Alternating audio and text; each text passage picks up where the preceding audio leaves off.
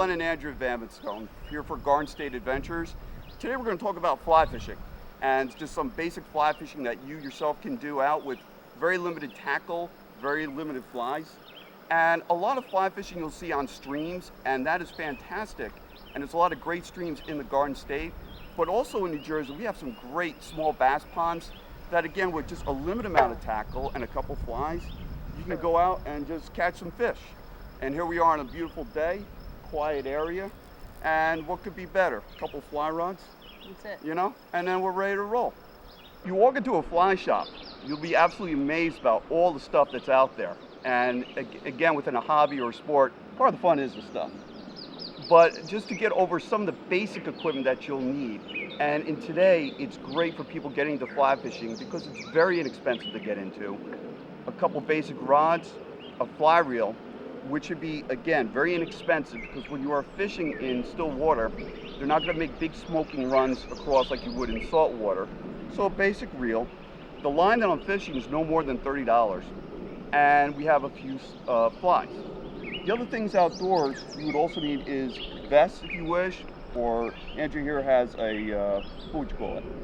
Pack, okay? You have your hats, and also too, if you can get polarized sunglasses, it will help you look into the water. Now, the fly rods do come in different sizes, and this is where Andrew and I do differ on what to use. And Andrew, why don't you explain that a little bit? They're all different weight rods, and depending on the type of fish you're looking to target, you would use a different weight rod. The lower the number, the lighter the rod. I prefer to use lightweight rods. This is a 4-weight rod, and it is fairly short. It's a little bit more than 7 feet. I have my 4-weight reel and my 4-weight line. And this is a very straightforward setup. You can use it on still water, like in ponds or lakes. You could also use it in small streams, so you don't have to purchase a lot of different equipment for multiple purposes. Now I'm using a 5-weight, but you can also go up to a 6-weight rod, which is a little bit stouter, has a little more backbone to it. It's fun to cast. And if you do get into a bigger bass, you can really haul in. This is an 8.5 foot, and they do come even longer. The best thing we could suggest is you go to a fly shop or a sporting goods store and try out a few different rods. It's very personal what type of rod you would like to fish with. Also based on the flex of the rod, how long you would like it. But if we were to ask at shows what rod would I normally get, anywhere between, I would say, a 4 to a 6-weight rod would help you get onto ponds for bass and panfish and streams for trout. And as far as the length of the rod, anywhere between a 7-foot and an 8.5 foot is a good place to start as well.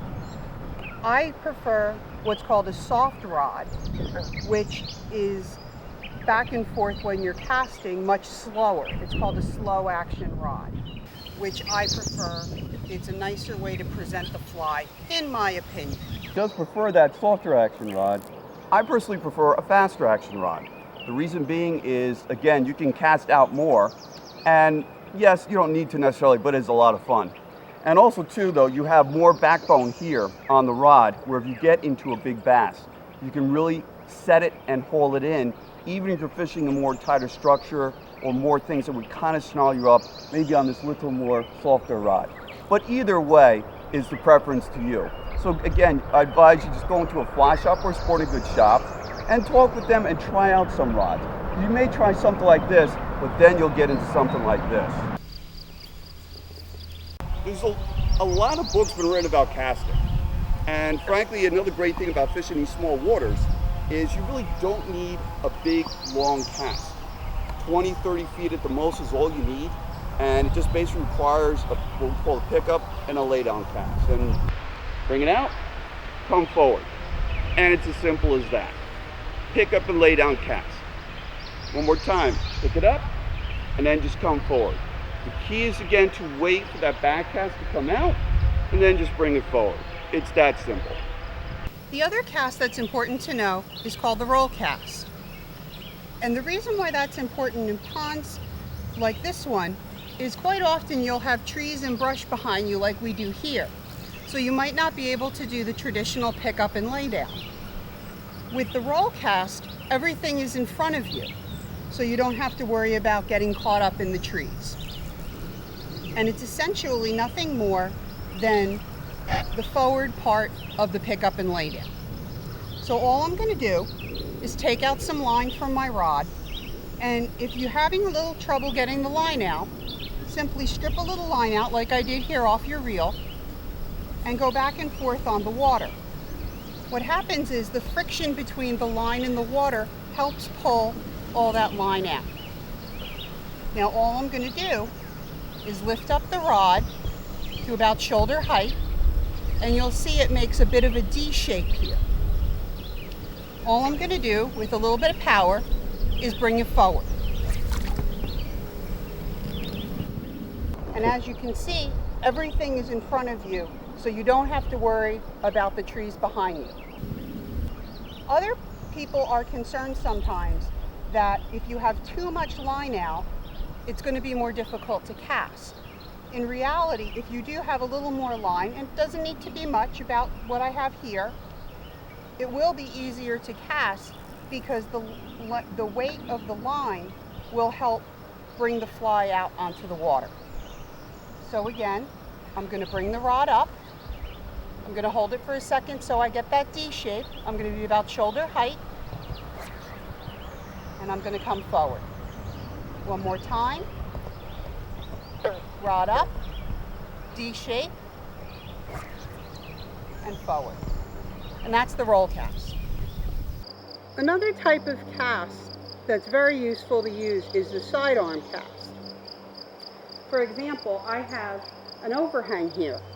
And again, as I mentioned earlier, this is a very popular spot for larger fish to congregate and try to ambush their prey.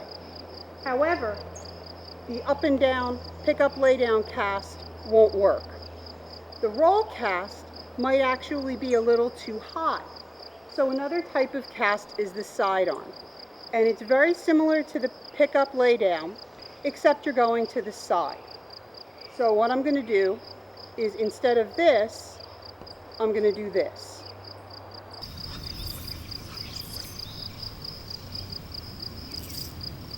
First, walking up to a piece of water sometimes can be almost overwhelming because there's a lot of water out there, even on a small pond like this. When you're stepping up to a pond for the first time, some things you're looking for are even like little coves, like we're in right now, that just come along the shoreline. Another big thing is, what you're seeing is Rangers fishing a structure. And that's any kind of weed, timber, anything that's coming into the shoreline or in the water that will cause shade, cause a hiding spot for the fish to ambush their prey. These are some of the areas that you're looking for when you're reading water, or even a pond. Another good spot is where there's feeder streams coming in or coming out of a pond. Because again, that gives you the moving water, which gives you oxygen, which the fish will key in on. All right, these are some of the areas that you're looking for when fishing a pond. You want to find shade. Shade is definitely another form of structure, because the fish will be keying in on the cooler water, and that's where you want to park yourselves to fish. Just like on a trout stream, you have to find structure when fly fishing on a pond. And there are key points you should look for. For example, I'm fishing in this area right under this overhang. It creates shade, which is considered a form of structure. It's an ambush point for the fish to run out and grab something. So that's a great form of structure. Notice also there's a down tree here. That's another place that fish will hide as a way to ambush their prey. Just on the other side of the down tree, there's a small stream coming in. Again, that's another spot, and the thing that's great about incoming streams like this small little creek here is it provides more oxygenated water.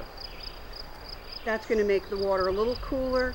It's going to be another spot where fish are going to key in on as an ambush point for places for them to look for fish and other forms of prey. There's a lot of things said about the time of day and when to fish. And obviously in today's world, we're all pretty busy out there running around with our jobs, kids, everything else. So one could say the time of day the best time of day to fish is when you can get out there. But just a couple basic things to think about. When the sun is high, most bass for the most part start going a little deeper into the water. That's usually about midday. If you get a slightly cloudy day like we're having today, the bass will come into the shallows, will be cruising for their meals, but most of the time they're very light sensitive. They want to go into the deeper part of the water. If you're fishing for the shallows, especially on a fly rod, you really want to try to fish for the early part of the day or the latter part of the day. But again, fish don't reap. So there will be bass on the shallows, okay, midday, whenever you can get out there. And again, the cloud conditions, cloudiness helps a little bit.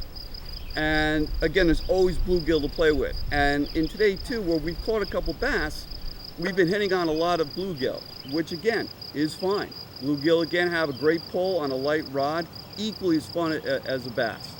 So the really moral of the story is when you can get out there, get out there. But the important thing is to get out there, do some fishing, and enjoy your time on the water.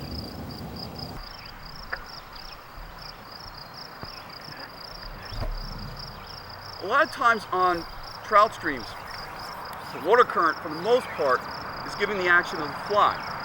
When you're fishing still water, ponds and lakes, you're basically the puppeteer. You're the one controlling the action of the fly, and the fish will tell you what kind of retrieve they want. Sometimes they're going to want a very fast retrieve, as I'm doing right now. Sometimes they're just going to want it almost dead slow. Sometimes you're going to cast out, just let it sink, or if it's a popper, just let the popper sit for a while, and the fish will come up to get it. It's usually the slowest retrieves that usually will get you the biggest fish, which if you're a person like me, it's hard to do because I like to strip a lot and fast. I like to keep occupied. Andrew's good for the very slow, the very basic stripping. That's why she gets most of the bigger fish. So again, remember when you're out on still water, you're the puppeteer. You're the one that's creating the action of the fly. And again, allow the fish to kind of tell you what they want. You'll get a sense by what they want depending on how fast or how slow you're stripping.